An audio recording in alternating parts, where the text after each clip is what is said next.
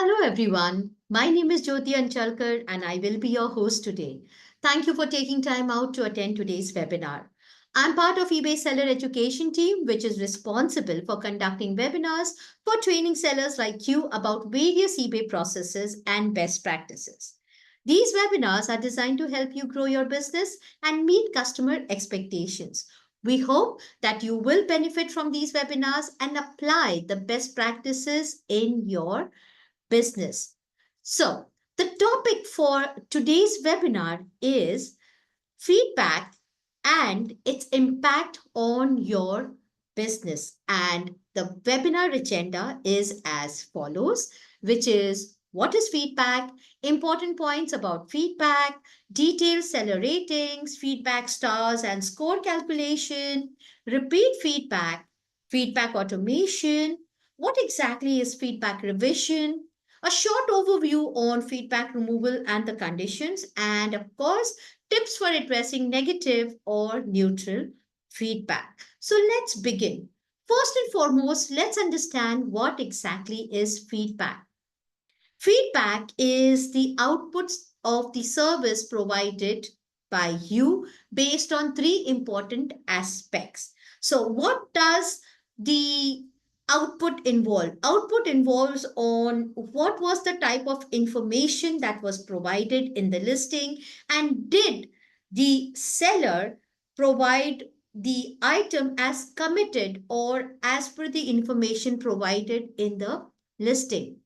Secondly, it's about commitment. So, did the seller fulfill his commitment with regards to the handling time, the shipping time, choosing the right shipping services? How was the seller when it came to receiving the item? Was the item received as committed by the seller in the listing?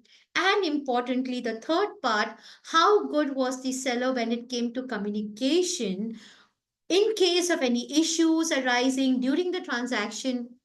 Was the seller good with the buyer in fulfilling his promises?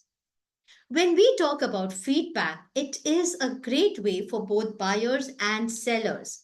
When it comes to buyers, it's a good way where buyers rate their buying experience for a particular seller on eBay, and this rating helps other buyers to make a decision whether they should be buying from that particular seller or not.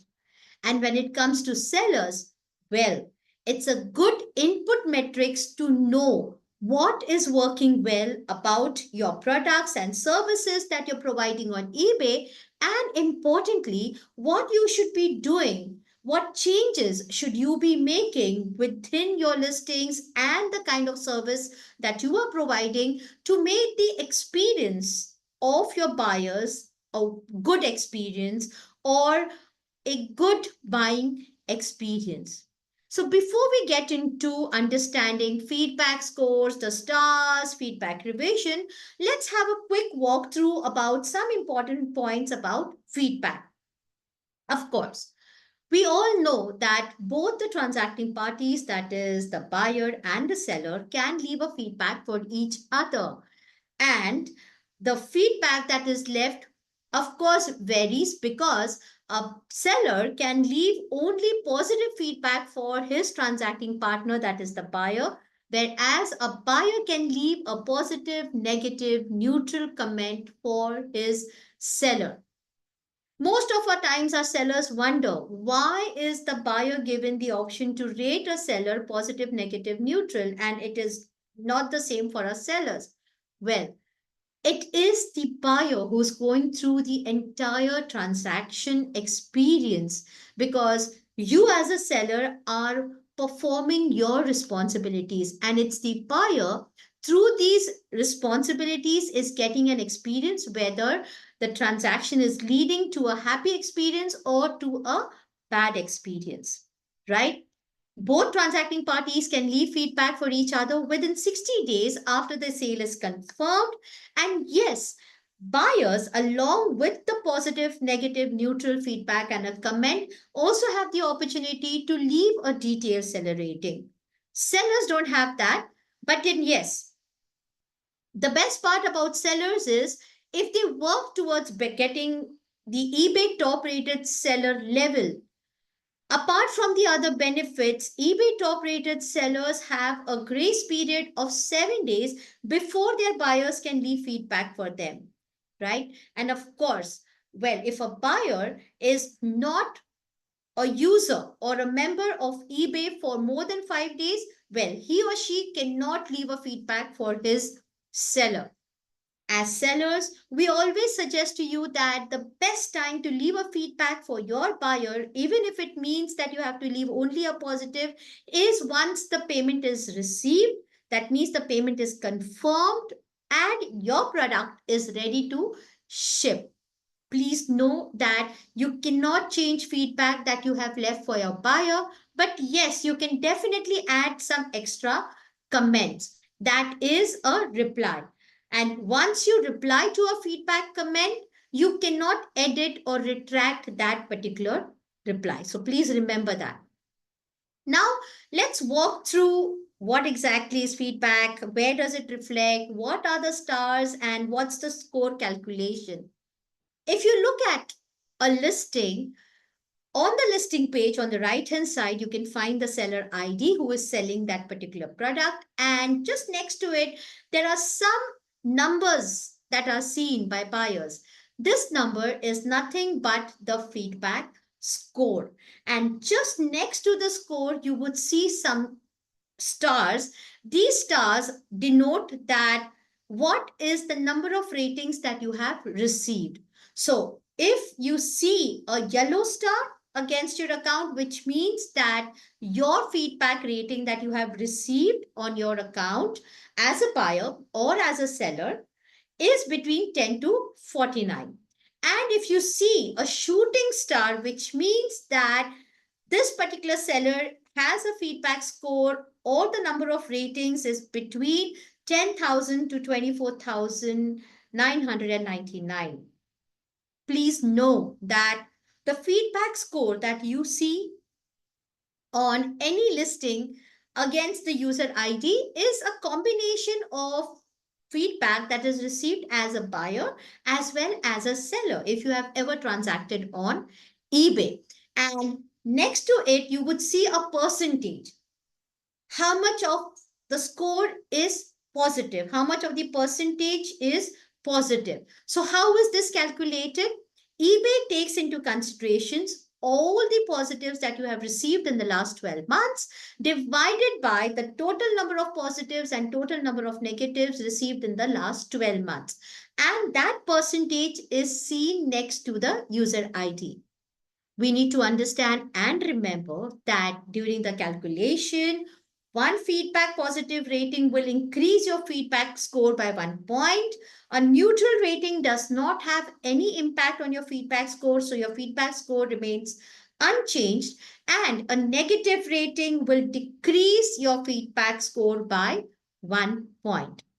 Now, we did discuss earlier that apart from the feedback rating, that is a positive, negative, or neutral, buyers can leave something that is called as detailed seller rating. Now, detailed seller rating is nothing but four parameters on which the buyer rates you between a star of 1 to 5. These four parameters are accurate description, reasonable shipping cost, shipping speed, and communication. Now, these four factors are the ones, or these are the factors that are leading to the buyer's experience. When we talk about accurate description, we are asking the buyer, has the item being delivered to you by the seller meeting or matching up to the description that you saw in the listing? Reasonable shipping cost. Is the cost reasonable? The shipping charges specified by the seller? Shipping speed. Did the seller ship the item as per the handling time committed? Right? And last is the communication. Of course, we cannot force any buyer to leave a feedback for you and vice versa. Likewise, a buyer, when he's leaving a feedback for you, the option of leaving a detailed seller rating is not mandatory. However, please know that eBay is requiring sellers to maintain their DSR ratings to an average of at least 4.1 when for all the parameters, for each parameter. Reason being, please note that accurate description, any buyer leaving you a rating which is less than 4 for accurate description, that transaction is going to get evaluated in the bad buyer experience evaluation. Of course, you may not be able to see which buyer has given you a low DSR, but yes, for you to know, yes, there is a transaction where one of your buyer is not happy with the way the item has been delivered because it's not matching with the information that was provided in the item listing. So, as sellers, it becomes very important that you ensure that the product that is shipped from your end reaches the buyer in the same condition as the buyer has seen in your item listing, description, specifications, right? At times, a few sellers may not be able to see some DSR ratings or under some parameters. Now, this is only because it's possible that for that particular parameter, the DSR is less than 10. And even when we evaluate it for last 12 months, if it's less than 10, then yes, the DSR would not be visible out over there. Let's talk about repeat feedback. Repeat means a buyer coming to you again and again. And this happens only because as a seller, if you have been able to fulfill your commitments, buyer turns out to be loyal to you, right? So these buyers come back to you again and again to make repeat transactions. And of course, they may leave feedback for these repeat transactions. We feel that it is important to calculate the feedback, even if it means it is for a repeat transaction, because that has a positive impact on the entire calculation of your feedback. But how does eBay take that calculation into consideration? Well, to make sure that repeat feedback is calculated in your feedback score, each transaction the member is leaving feedback must end in a separate week. So it doesn't matter when the feedback is left. What matters is when did the transaction take place. So if two separate transactions take place in two separate weeks between a Monday to a Sunday, the feedback left for those two transactions would be considered separately, right?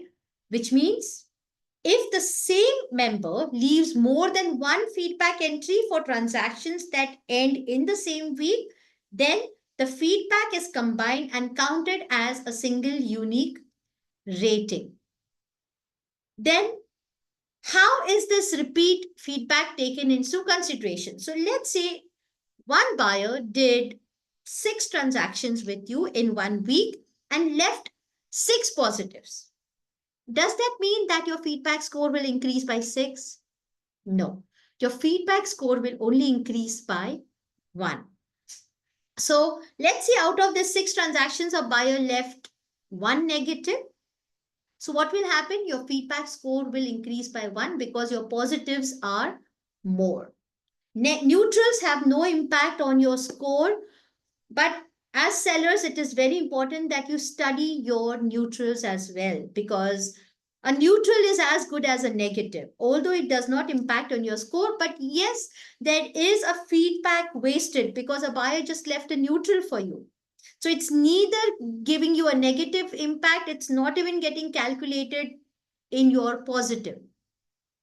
Negatives. Now, let's say a buyer did 6 transactions, and for all those 6 transactions, left you 4 negatives and 2 positives. Well, then your feedback will decrease by 1 because the maximum number of feedback that you received is for negative, and hence the feedback would be considered as only 1 negative. So your feedback score will be reduced by 1 point. Now we understand that um, our sellers are quite busy, and leaving feedback for each and every transaction can get little troublesome, isn't it? Hence, eBay has already built the feedback automation in your eBay account. Simply go ahead and access that through your Seller Hub Orders tab. When you go to your Orders tab, on your left hand side, you can see Automate Feedback. Now, how does this work? You simply go to Automate Feedback and you would see two options. How do you want the eBay system to leave a feedback for you, for your buyer? So you can choose either for the system to leave a positive feedback for your buyers as soon as they've paid for the item, or you can choose the second option where you let the system know that leave the feedback, positive feedback for my buyer once the buyer has paid and he has left me a positive feedback, right? So in that way, once you set the automation preferences, you are going to save time. And this is one of the best ways to remind your buyer. Let him know that, hey, I have left you a feedback and it would be great if you can leave me a feedback as well, right? So within the orders tab of your seller hub, you can automatically choose to leave a feedback for your buyer. And yes, eBay gives you the option to add 10 comments. So by default, when the system is leaving a feedback for your buyers, it will choose from those inbuilt 10 comments and leave the feedback for your buyers. Let's talk about feedback revision. Now, we do understand that at times a buyer may leave a negative or a neutral feedback for you for some issue that he's asking you to resolve. And if you resolve that issue, you can go ahead and ask or request your buyer to revise his feedback that he's left for you. That is, if he's left a negative, you can ask him to revise, and the buyer can choose to revise it to a neutral or a positive. Likewise, if the buyer has left you a neutral, yes, you can ask the buyer to revise it. There is no compulsion. So please know that just because you send a feedback revision, the buyer is not liable to change the feedback or revise the feedback. Of course, when a buyer revises the feedback, it's up to him whether the buyer would want to edit the rating and the comment.